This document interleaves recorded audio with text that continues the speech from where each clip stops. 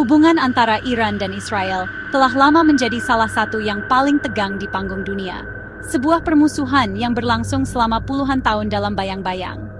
Konflik ini sering disebut sebagai perang bayangan, di mana kedua negara saling berhadapan melalui serangan siber, operasi rahasia, dan dukungan terhadap proksi di seluruh Timur Tengah. Namun, ketegangan yang mendidih ini akhirnya mencapai titik puncaknya, mengubah konfrontasi tersembunyi menjadi konflik terbuka.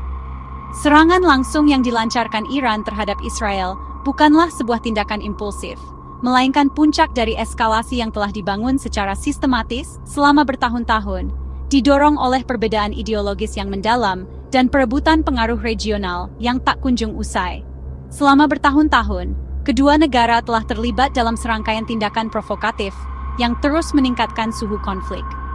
Israel yang melihat program nuklir Iran sebagai ancaman eksistensial telah berulang kali dituduh melakukan sabotas terhadap fasilitas nuklir Iran dan pembunuhan para ilmuwan nuklirnya. Di sisi lain, Iran secara aktif mendukung kelompok-kelompok seperti Hezbollah di Lebanon dan Hamas di Palestina yang secara terbuka memusuhi Israel.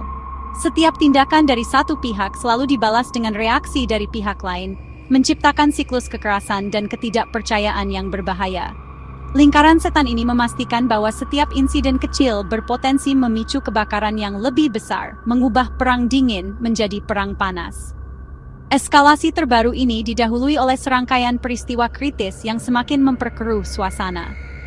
Tekanan diplomatik dari negara-negara barat yang berpuncak pada resolusi Badan Tenaga Atom Internasional pada bulan Juni tahun 2025 menuduh Iran melanggar komitmen non-proliferasi nuklirnya.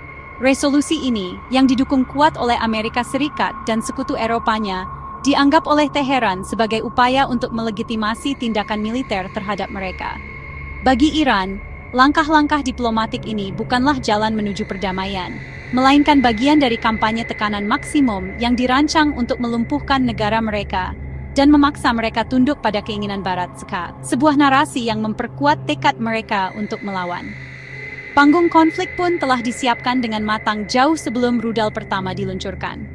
Baik Iran maupun Israel telah berada dalam siaga militer tertinggi, masing-masing mempersiapkan diri untuk skenario terburuk.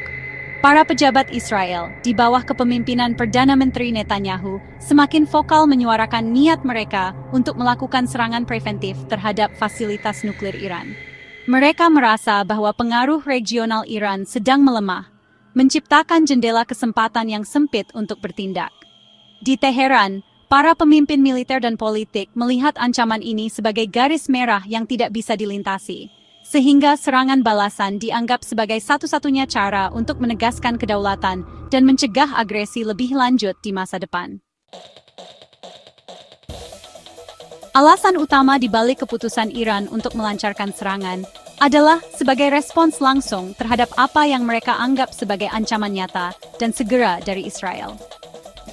Dalam beberapa bulan menjelang serangan, retorika dari para pejabat tinggi Israel menjadi semakin agresif. Mereka secara terbuka menyatakan bahwa opsi militer untuk menyerang fasilitas nuklir Iran tidak hanya ada di atas meja, tetapi juga dapat dieksekusi dalam waktu dekat. Bagi kepemimpinan di Teheran, ancaman ini bukanlah sekadar gertakan diplomatik, melainkan sinyal jelas bahwa kedaulatan dan program strategis mereka berada dalam bahaya besar. Serangan ini, dari perspektif Iran, adalah sebuah tindakan pencegahan yang dirancang untuk menunjukkan bahwa setiap agresi akan dibalas dengan kekuatan penuh. Tindakan Iran juga merupakan sebuah retaliasi atau pembalasan atas serangkaian tekanan yang telah mereka hadapi. Tekanan ini tidak hanya bersifat militer, tetapi juga diplomatik dan ekonomi. Resolusi IAEA pada bulan Juni tahun 2025 yang mengutuk program nuklir Iran menjadi pemicu signifikan. Iran merasa bahwa komunitas internasional yang dipimpin oleh Amerika Serikat secara tidak adil menargetkan mereka sambil mengabaikan dugaan kepemilikan senjata nuklir oleh Israel. Serangan ini menjadi cara bagi Iran untuk mengirimkan pesan yang kuat. Mereka tidak akan tunduk pada tekanan internasional dan akan membalas setiap upaya untuk mengisolasi atau menghukum mereka. Ini adalah pernyataan bahwa mereka menolak standar ganda dalam politik global. Lebih jauh, serangan ini berfungsi sebagai unjuk kekuatan yang diperhitungkan dengan cermat. Iran ingin menunjukkan kepada Israel, Amerika Serikat, dan seluruh dunia bahwa kemampuan militernya telah berkembang pesat. Dengan meluncurkan serangan yang kompleks menggunakan berbagai jenis rudal dan drone, Iran bertujuan untuk mendemonstrasikan bahwa mereka mampu menembus sistem pertahanan udara canggih milik Israel. Pesan yang ingin disampaikan adalah bahwa Iran bukanlah target yang mudah dan memiliki kapasitas untuk menimbulkan kerusakan signifikan jika diserang. Ini adalah strategi untuk membangun efek gentar yang diharapkan dapat mencegah serangan di masa depan terhadap wilayah atau aset-aset penting mereka. Terakhir, keputusan untuk menyerang juga dipengaruhi oleh dinamika politik internal dan regional. Pemerintah Iran perlu menunjukkan kekuatan kepada rakyatnya sendiri dan kepada sekutu-sekutunya di kawasan tersebut, seperti Hezbollah di Lebanon dan rezim Assad di Suriah, yang posisinya telah melemah. Serangan ini memperkuat citra Iran sebagai pemimpin poros perlawanan terhadap pengaruh Barat dan Israel di Timur Tengah. Dengan mengambil inisiatif untuk menyerang, Iran berusaha untuk menegaskan kembali relevansi dan kekuatannya, memastikan bahwa para sekutunya tetap loyal, dan para musuhnya berpikir dua kali sebelum menantang pengaruh mereka di kawasan yang berjolak ini. Di balik tindakan pembalasan yang terlihat di permukaan, Iran menjalankan serangkaian misi strategis yang jauh lebih kompleks dan berjangka panjang. Misi utama yang paling fundamental adalah melindungi dan mempertahankan program nuklirnya dengan segala cara. Bagi Teheran, program ini bukan hanya soal energi atau bahkan senjata, melainkan simbol kedaulatan nasional dan kemajuan teknologi. Mereka menolak keras proposal dari Amerika Serikat dan tekanan internasional yang menuntut penghentian pengayaan uranium. Dengan melancarkan serangan, Iran mengirimkan pesan yang tidak bisa disalahpahami. Setiap upaya untuk menghancurkan fasilitas nuklir mereka secara fisik akan dianggap sebagai tindakan perang yang akan memicu konflik habis-habisan di seluruh kawasan.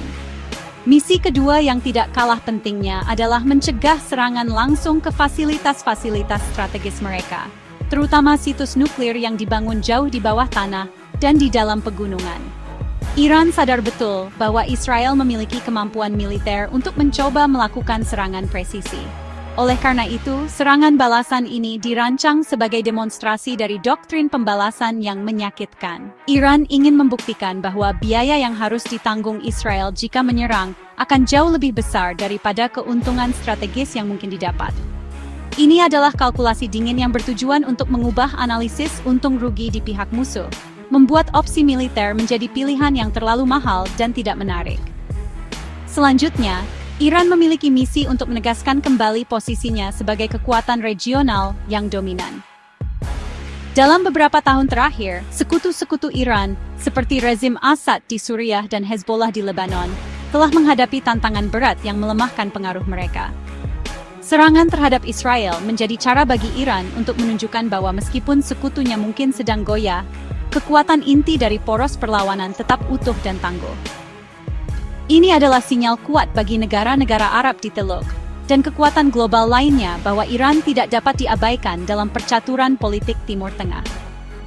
Mereka ingin memastikan bahwa suara dan kepentingan mereka akan selalu diperhitungkan dalam setiap negosiasi atau penyelesaian konflik di masa depan. Misi terakhir adalah untuk membangun daya tawar yang lebih kuat dalam negosiasi internasional. Iran telah lama menderita di bawah sanksi ekonomi yang berat, terutama yang diberlakukan kembali oleh Amerika Serikat sejak tahun 2018. Dengan menunjukkan kemampuan militer dan kemajuan program nuklirnya, Iran berharap dapat memasuki meja perundingan dari posisi yang lebih kuat. Ancaman eskalasi lebih lanjut dan kemampuan untuk mengganggu stabilitas regional menjadi kartu truf yang bisa mereka mainkan. Tujuan akhirnya adalah memaksa kekuatan dunia, terutama Amerika Serikat, untuk mencabut sanksi dan menerima keberadaan program nuklir Iran sebagai sebuah fakta yang tidak dapat diubah lagi.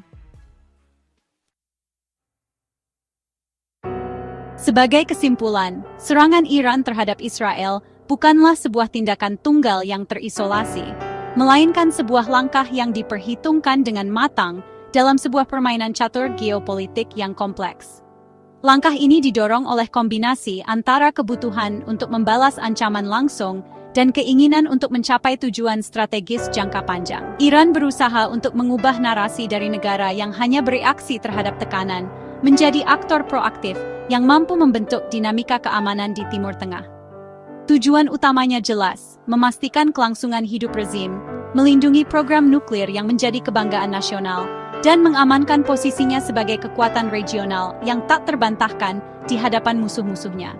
Tindakan Iran ini secara fundamental telah mengubah lanskap keamanan di kawasan.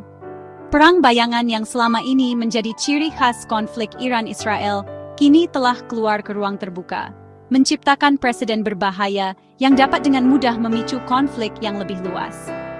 Negara-negara tetangga di Teluk, yang selama ini mencoba menyeimbangkan hubungan mereka dengan Iran dan Barat, kini dihadapkan pada pilihan yang lebih sulit.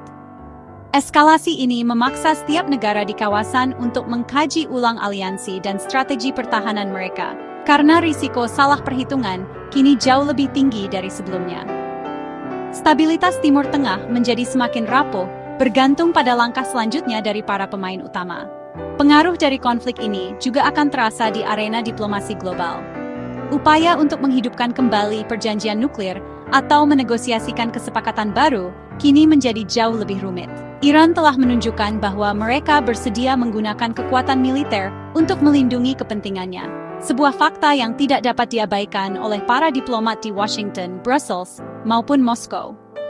Di sisi lain, serangan ini juga dapat memperkuat argumen pihak-pihak yang skeptis terhadap diplomasi dan mendorong pendekatan yang lebih keras terhadap Iran. Proses negosiasi di masa depan kemungkinan besar akan diwarnai oleh ketidakpercayaan yang lebih dalam dan diwarnai oleh bayang-bayang konfrontasi militer. Pada akhirnya, serangan Iran terhadap Israel adalah sebuah pertaruhan besar yang dampaknya akan terasa untuk tahun-tahun mendatang. Iran mungkin berhasil menunjukkan kekuatannya dan menciptakan efek gentar sementara, tetapi mereka juga telah mengambil risiko eskalasi yang tidak terkendali yang dapat menghancurkan kawasan. Masa depan Timur Tengah kini berada di persimpangan jalan yang genting. Apakah langkah ini akan mengarah pada pengakuan atas kekuatan Iran dan terciptanya keseimbangan baru, atau justru akan menjadi pemicu perang besar yang telah lama ditakuti? Jawaban atas pertanyaan ini akan bergantung pada kebijaksanaan dan kehati-hatian para pemimpin di Teheran, Tel Aviv, dan ibu kota dunia lainnya.